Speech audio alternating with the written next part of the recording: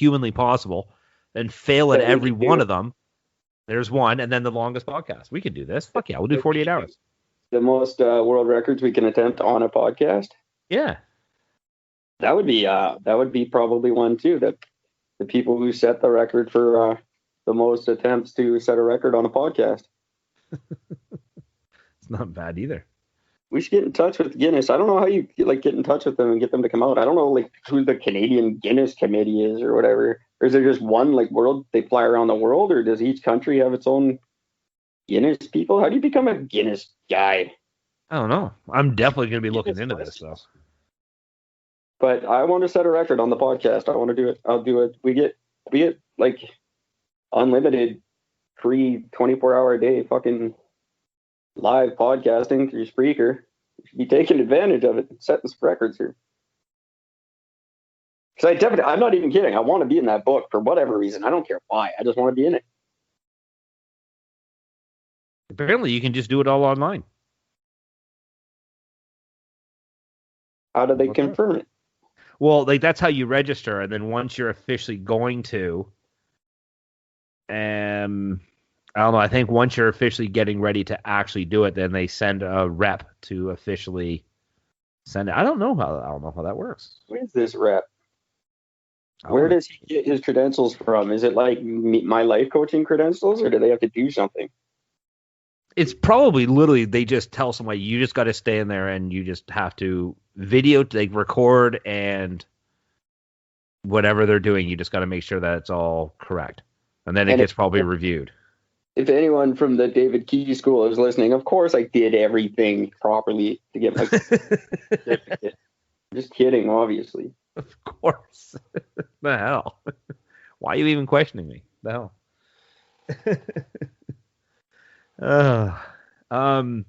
So the second one, I'm going to say that one. So France has conducted 210 nuclear weapons tests. You got to figure out 4 or 5 days that you're free, that you can actually commit to this. Because I'm dead serious now. Well, dude, technically we only need 2 days, 48 hours. 2 full days, 48 hours would be enough. You just destroyed the record by 12 hours. It's only 36 hours, eh? That's it. 36 hours. Way too short to me. Yeah. Well, we're going to need 4 days. I'm just guaranteeing. I don't know at this age if I can do 48 hours or if I can do 4 days, but yeah, 2 days, no problem. You're doing it. Well, actually, you don't have to. I didn't do it myself. You can barely do 40. You can barely do 45 minutes. Get bored. Start losing concentration. What am I doing here? I do think that we could actually do that. Just between the two of us, we never have shit we can't talk about. Yeah, no, we can do it. The only reason it would get fucked up is if we pissed one of us off and said, "That's it, I'm done," and he quit. Well, then you just keep going by yourself. That's fine. And then the other person goes until that person comes back. Come back in a day or two. I'm done for 24. You're on your own. Fuck. I will start advertising it. We'll make it a thing. We'll get guests on and stuff. I'm in. Fuck it. Why not? Let's make some fun with this. Don't want some other podcast to figure out how short it is and try to beat our record right away. But I'm sure that happens with Guinness records. Like some guy beats it and another guy beats it like 10 minutes later and you're, fuck you. You still get your certificate though. That's the important thing. Yeah, but it's not cool if you held the world record for 12 seconds.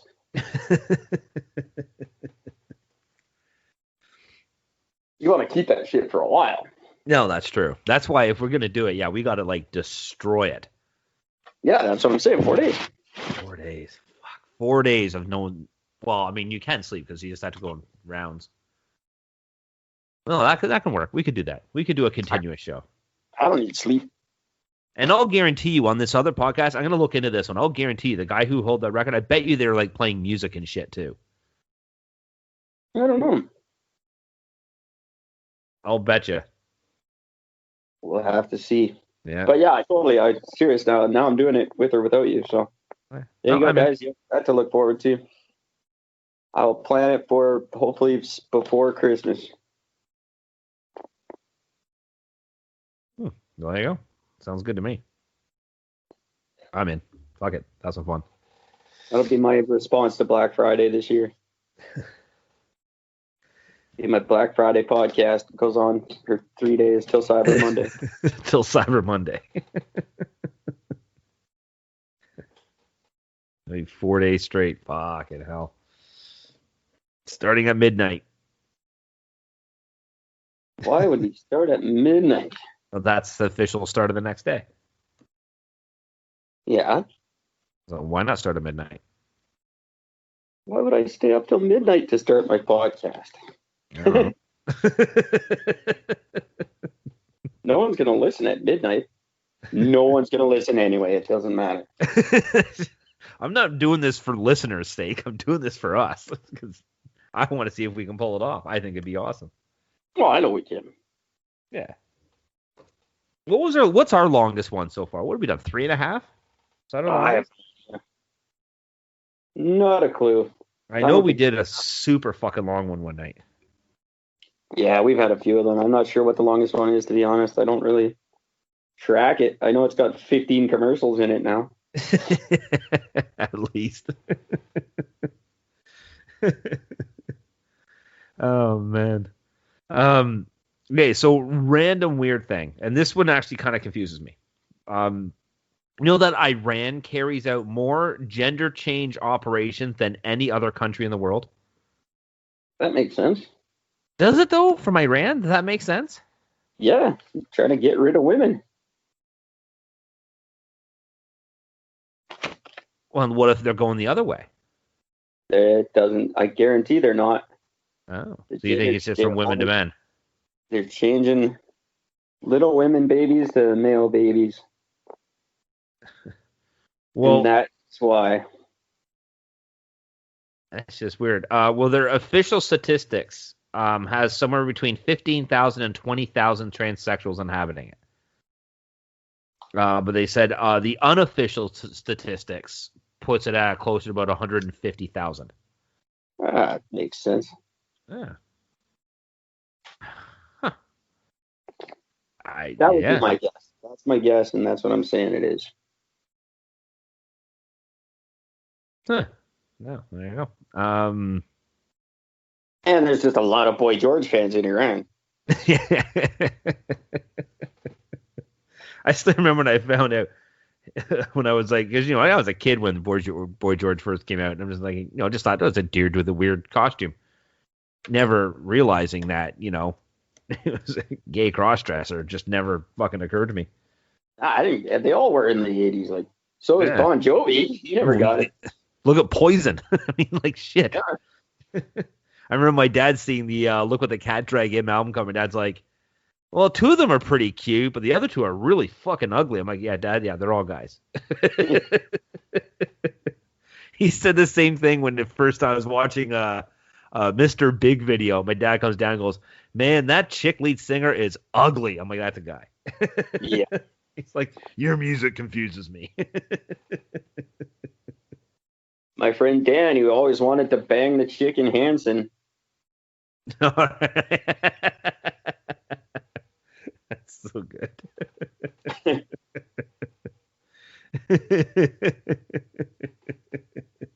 One time I was with the 3 of the 4 members of our band back in the day, and we were driving down the street, and we look over, and there was this fucking chick with these little cut off fucking jean shorts and the long dark hair, and had this little saunter walk. We're like, man, check out the ass on that chick.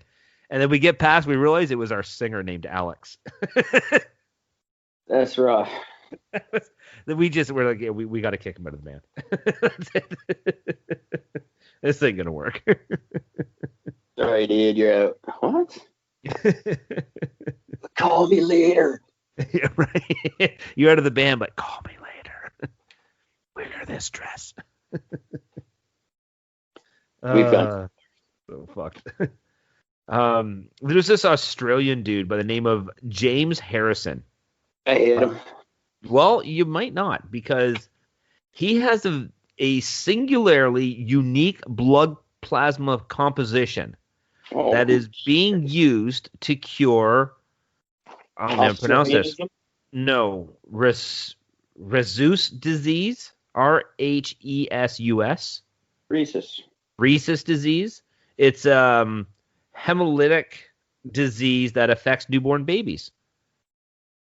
Weird. And he has donated his blood plasma over 1,000 times. Gross. So well done, James Harrison. You're a good man. 1,000 people with filthy Aussie blood in them. There's the downside, sure. I'd rather have Rhesus disease. What was it? Turned you into a Rhesus monkey? The racist monkey? What? The rhesus monkey? Oh man. So there was this in 2011. Chinese surgeons were able to remove a rusty 4-inch end of a broken blade from the skull of a guy who has had it stuck in his head for 4 years. I love those guys. He was stabbed in the lower jaw by a thief 4 years previously, and the blade just snapped off, getting stuck in his head. I love those guys. You always hear about those guys. They've got a headache for 5 years. They can't figure out why. It's because they shot a nail up their nose one time and they didn't know.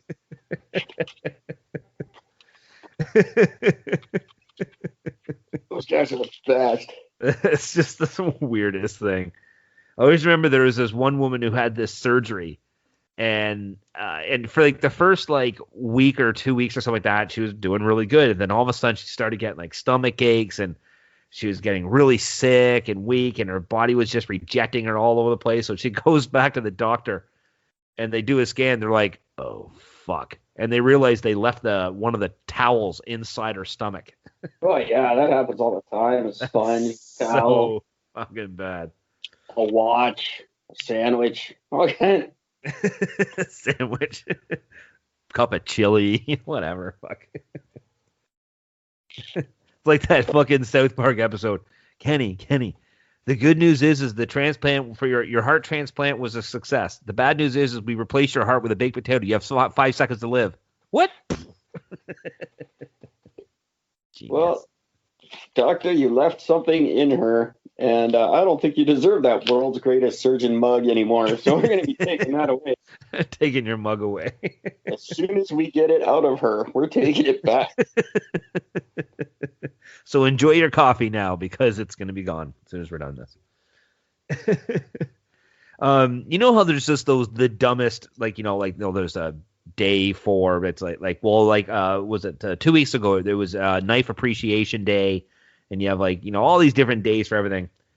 This is one I've no stab wound appreciation day. That's the next day. Well, there's a very strange one. It's on May 29th, and it happens in Europe and the USA. I've never heard of this before, but it's Put a Pillow on Your Fridge Day. And it's supposed to bring good luck and wealth to the household. How's that worked out for everybody so far? I'm pretty sure it never has. If it actually brought you good luck and wealth, you'd only have to do it 1 year. It wouldn't be an every year thing. Yeah. Because once you've got good luck and you're rich, then you wouldn't do it anymore. That's right. So chances are it's probably not working for anybody. Chances are. I'm pretty sure that's a very safe fucking statement. What the fuck is that? On win a lottery day, I'd be pretty stoked. But the next year, I'd be like, I'll pass this one. I'm good. I got my money. I still haven't spent it all, so I'm doing all right. So you know that when people are struck by lightning, there's a mark that appears on the afflicted area afterwards that looks like a intricately detailed silhouette of a fern tree, and it's actually known as a lightning tree or lightning flower.